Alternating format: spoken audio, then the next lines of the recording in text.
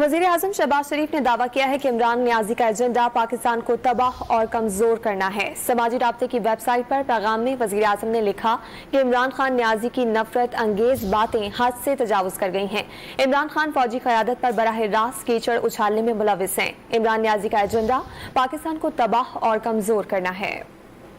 वज़ीर आज़म शहबाज शरीफ ने दावा किया है कि इमरान नियाज़ी का एजेंडा पाकिस्तान को तबाह और कमजोर करना है। समाजी राब्ते की वेबसाइट पर पैगाम में वज़ीर आज़म ने लिखा कि इमरान खान नियाज़ी की नफरत अंगेज बातें हद से तजावुज कर गई हैं। इमरान खान फौजी क़यादत पर बराह रास्त कीचड़ उछालने में मुलविस हैं। इमरान नियाज़ी का एजेंडा पाकिस्तान को तबाह और कमजोर करना है।